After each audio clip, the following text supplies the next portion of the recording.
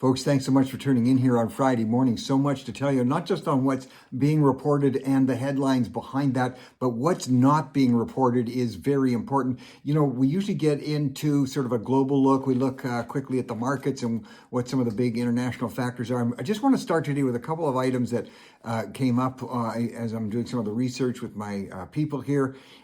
Just to let you know and to remind you, even before we get started onto the other news items around the world, the amount of fake stuff, I know I don't have to say it, usually we just blame mainstream media for being fake news. It's far, far beyond that. There's a huge controversy going on right now.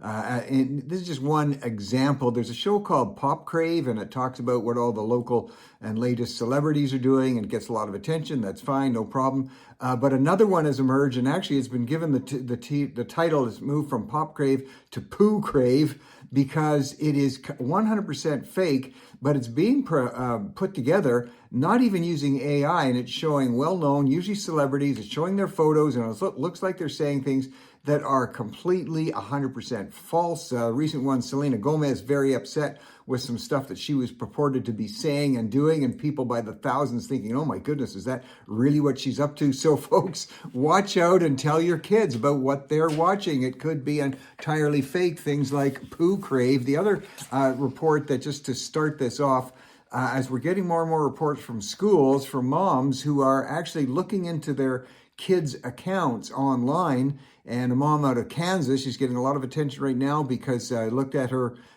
son's on his iPad or his iPhone on the school Google account. This is on the school Google account. And this guy's only in grade 7. He had downloaded and looked at 13,000 YouTubes, all right? 13,000. Just think of the brain rot alone from watching 13,000 YouTubes. But the graphic nature of some of it, not just on the sexual side, but the violent side, a lot of it was shooting type videos, very realistic headshots. That's shooting someone in the head. So lots of violence, lots of sex. 13,000 downloads on YouTube, grade 7 on the Google school account. Another mom reporting, and she's out of New York. This is her grade 2 son. So we're talking, what is that, 8 years old? And on his account, lots of time he's watching pole dancing. He's watching very graphic stuff about Epstein Island. Folks, you have got to be monitoring, working with your kids on this. A lot of it's fake. A lot of it is very destructive. Let's jump into another type of destructive, what the Iran regime is doing of late. The reports keep continuing, and if you've been watching regularly and listening regularly, you know that we report on the fragmentation that's happening within the Iranian regime. It's really breaking into a 3-part power struggle. You've got Mojtaba Khomeini, the son of Ayatollah Khomeini. That Ayatollah Khomeini, of course, as we say, got blasted into hell some time ago. They're still trying to really find out if his son is actually alive. If he is, he's severely wounded. We know that, lost a leg. Some of his face got blown away. There's rumors that he's gay, and that's why some of his pronouncements are not going through. But it's that struggle, and then you've got the other part of the struggle. This triangle is the IRGC. That's the International Revolutionary Guard Command or Guard Corps, and they are the real hardliners. Don't get fooled when you hear the term softliners or moderate. There are no moderates in an extremist regime. But they are splitting, and then, of course, there's the representative who's trying to represent the assembly. That's the so-called, Iran is not a democracy at all, but he represents the assembly. Apparently, the fragmentation is getting worse, and now we are realizing the only thing giving the Iranian regime any hope at all as they go into total economic collapse, with the Strait of Hormuz being controlled, and they're not being allowed to get either their weapons or their oil or anything else in and out. The only thing keeping them going is all of the mainstream media, ironically, in the United States, in Canada, around the world, the BBC, that keep saying what a terrible thing it is to try and stop extremists from getting a nuclear weapon. And it's all the criticism of the U.S. that's giving the Iranians hope. The only thing that's keeping them alive and gives them the confidence that they can keep killing their own citizens is, ironically, the mainstream media that most of us watch. Well, this struggle is going to continue, and we're just going to have to see how it works out. But it's being downplayed and not getting a lot. It's getting some focus, is that stock markets in general are more robust, active, and upwardly moving than they've been in a number of years. Whether we talk about the Standard & Poor's, S&P, the NASDAQ, all of the reports are very robust, active, successful markets. And it's not just large stocks, it's also small stocks. Mainstream media, they sort of report it, but they don't like to report it because what the U.S. is doing about Iran is supposed to be destroying the entire world. And it's taking what the mainstream media doesn't report on when it comes to the loss of your the power of your buying dollar and the rising cost of goods. Remember, you can almost say it by rote, I hope by now. What is the single greatest reason for inflation? There's other reasons. The single greatest reason is, yes, repeat after me as we've done before, it's governments spending borrowed dollars, or government spending borrowed money. GSBM, single greatest reason that your limited dollars are buying less groceries, less items, and less travel. And remember, when markets are doing well, because so many pension plans, most pension plans around the world are invested in the markets. So when the markets are doing well, the stock markets are doing well, that means your pension plans are stronger. Your pension plans are worth more. This is something you have to keep in mind. So many people like to attack the free market and things like that. The more it goes down and drags down, the more pensions are at risk. So media, mainstream media, you should be reporting some of the pretty incredible news out of the stock markets. And why is that? Why are markets positive? Because the markets themselves, this is millions of people who are investing around the world. They're the ones who are betting with their own dollars that the U.S. is going to win in this game of chicken right now with Iran. So let's keep an eye on that. President Trump did something very significant yesterday, something significant for Canada in terms of signing a bill, signing into order the restarting or the movement again of what has been known as something called the Keystone Pipeline. This was and is a project taking oil from Hardisty, Alberta, down through Wyoming, and at one point projected as far as Texas. This they say will increase the amount of oil and gas products coming out of Canada, coming out of Alberta by at least 12%. Remember, the money for your health care, the money for your social programs, the money that paves your roads, a huge percentage of that comes from natural resources. So this is being seen as a real positive. Remember, President Obama and then Biden after him had canceled this particular project, and it is going again. Keep something in mind, this would be an extra 550,000 barrels a day. So this definitely is an offset to whatever is being slowed down by the Straits of Hormuz. This gives Canada great buying power, and it's not just the citizens, it's the citizens, including the First Nations bands, many of whom are partners all along the way in this process. So the proceeds go to increasing the quality of life for First Nations and for their kids and their grandkids. Even the Liberal Minister of Natural Resources, Minister Hodgson, I give him points. He's saying that this is a positive thing that Trump has done. Kind of a miracle today that anybody would say something positive, even if it was positive, even if Trump, as we say, discovered the cure for cancer, there would be people who wouldn't take it because it was Trump involved. Anyway, 1,800 kilometers here. Remember now, as we're starting to feel somewhat positive, this project was started in 2005.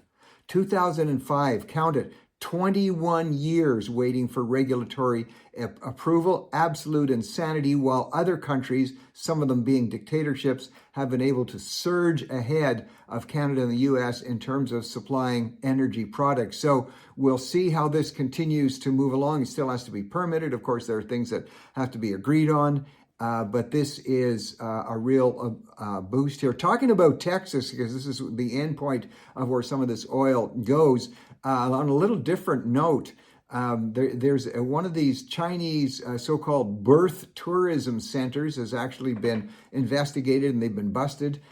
This place was called and there's apparently a lot of these around the country, suspected. There may be some in Canada. They're doing some looking at it. We need to do more. But these are birth centers called Tourism Birth. And this particular one that was just busted, it was called the Postpartum Care Center.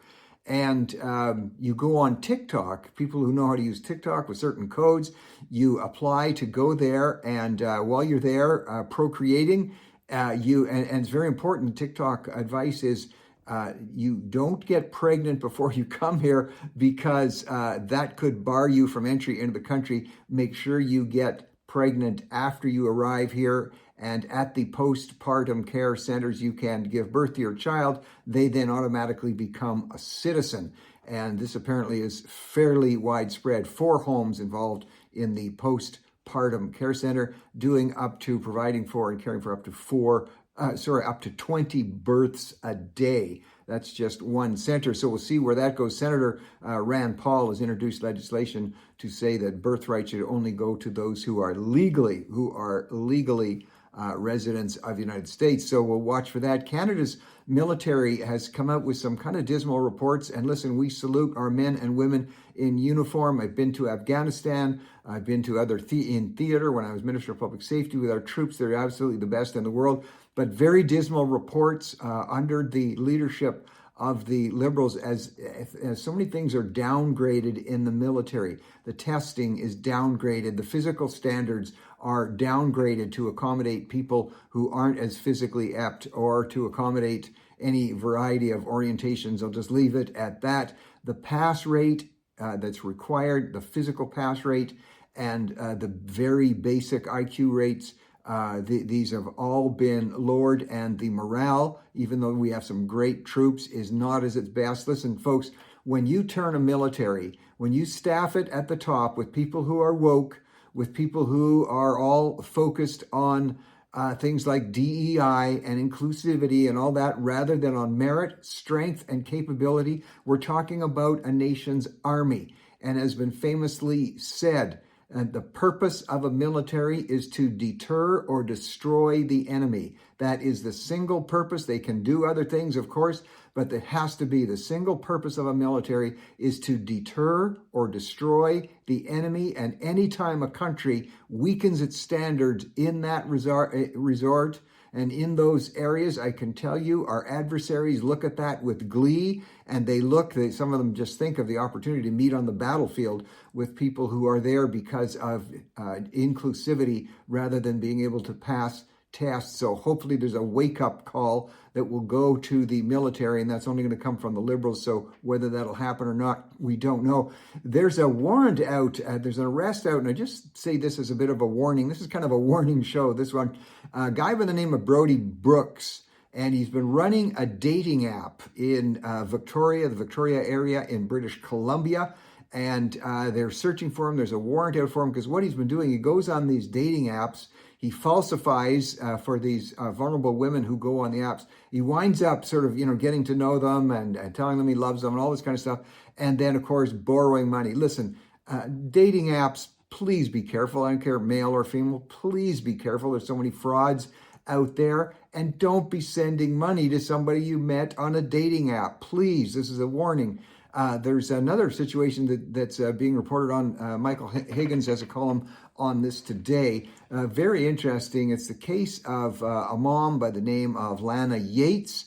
And the school that her kids do is the Cadillac Secondary School in Sechelt, British Columbia. Not picking on BC, but it seems to be BC, the British Columbia, under the socialists there, under the NDP, really get into some of these weird things. Anyway, the mom was concerned about all the times that a performance might be opening or a game or whatever, that they do the land acknowledgements. She's very upset about that. She talked to the school about that. She said these land acknowledgements have legal implications and they're almost promoted religiously. She'd like them to stop.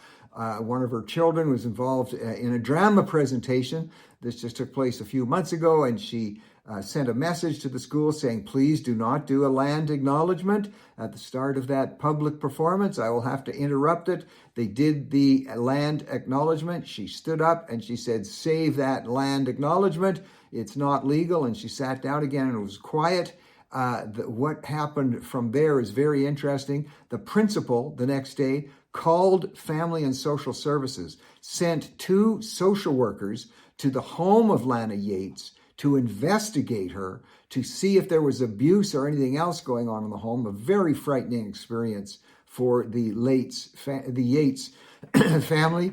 And then the social services people, thankfully, they reported back that there were no visible signs of abuse. But of course, this goes on a person's record that they've been investigated, visited by social services. Lana Yates and her family, they're taking this to court, as they well should, and we'll see where that goes. There's a judge just made an interesting comment in a ruling something like this, and he talked about officials trying to use legislative means to shut down true freedom of expression. That leads to people becoming tyrants. That was a Supreme Court judge who said that recently. Hopefully, Lana Yates and her family will win their case. And a disturbing case with the RCMP, that's Canada's National Police Force. Back in 2021, there was an officer, and I'm not going to repeat the names. It's all in public. But in 2021, he was charged by his same-sex lover. This is an RCMP officer charged by his same-sex lover with, not charged by the lover. He killed the lover, shot him. That's proven in court. There's no dispute about that. So first he was charged with first-degree murder. Then that was lowered to second-degree murder. Then it's been lowered to manslaughter. And his lawyer, the shooter's lawyer who shot his same-sex lover, the lawyer of the shooter, who is RCMP, who shot and killed his same-sex lover, he keeps making the case that there is, wait for this word, indigenity involved. That is indigenous identity, in case you're struggling with a word like I am. And each time he makes that case, the crime, the penalty for the crime gets lowered. Folks, crime should be, and the justice system should be equal for all. There's always extenuating circumstances, but this is a very growing and alarming trend that continues to happen. Well, in the world of art, some of you may be familiar with the sort of the unknown artist by the name of Banksy, very famous, and every couple of years some of his stuff pops up. It's usually graffiti. He's a good artist, but without permission. Of course, he's writing on public walls and in public places. That's another issue. And he just popped up another one in the middle of the night. You got to give the guy credit for being able to do things. But by the way, they think he's from Bristol. They think his name is Robin Gunningham, so he may not be a mystery man anymore. But anyway, Banksy, and it's a statue of a person walking along in a suit, and the flag is flying. He's carrying the flag, and of course the flag is covering his face, so he's blind, so he doesn't know what he's doing. So we get the message there. But he's had some very famous stuff. The Girl with the Balloon was a very famous work of his. Also, the Flower Thrower. This is somebody who is in protest of throwing flowers, which is a bit of a throwback, if I can use that word, to the love and peace generation. You know what? Anytime we're promoting protest and people are throwing flowers instead of bombs, I'm okay with that. But of course, he's very socialist. He's always attacking free markets and things like that. But what's been interesting is he does get paid. His money, his works get millions of dollars. So he's attacking free markets and capitalism, but he is benefiting greatly. And I don't know that the tax man or tax woman is getting any of that because, of course, he's still somewhat anonymous. Well, Alex Jones, are you familiar with Alex Jones? He runs or has run a podcast or a platform called InfoWars, and he's sort of linked in. He's the same now with Tucker Carlson and Candace Owens, people I used to have a lot of respect for, who are now completely engulfed in almost every conspiracy theory that's going on. And as you know, Alex Jones was successfully sued by the distraught families whose children were killed in the Sandy Hook school shooting some years ago. And if you remember, Alex Jones, the conspiracy theorist guy, put out the theory that the families had faked it all to just get money. One of the most disgusting attacks, conspiracy attacks, Alex Jones. And they won. The family's quite rightly won. He owes $1.3 billion. Officially, last night was the last night at InfoWars, according to him, gathered together with a few people to have drinks. And while he was downing his last drink, he says, this means war. He's really going nuclear now. So watch out for the conspiracy theorists the same way you watch out on those fake dating sites. Let's be a bit careful about that. Well, Amazon is rumored, we don't know, maybe launching the second edition or the sequel to The Apprentice. They would call it Apprentice 2. Now, it hasn't been proven yet, so I try to get information out to you before you get it from other sources, but I'm always trying to be clear if it hasn't actually been validated yet. But keep your eye on that. If they do it, then who would be the star of the show? Well, of course, Donald Trump Jr. Let's see if that materializes. And folks, I'd like to give you a word or two from the vocabulary of Gen Z, Gen Z, my grandkids, my kids, and yours. And the word for today is Shrek, or Shrekking. And you're thinking, well, there was that movie about Shrek. Shrek was that lovable, but maybe not too presentable individual that was such a great guy, but very authentic. So if you go out on a date and you are Shrekking, that means you're being very authentic. You're being very real. You're not trying to be phony. If you are just with a group of friends and you're just a real down to earth, but maybe not all that cosmetic looking person, but you're a Shrek or you're Shrekking, that means you're for real. Think about Shrekking today, folks. See you tomorrow.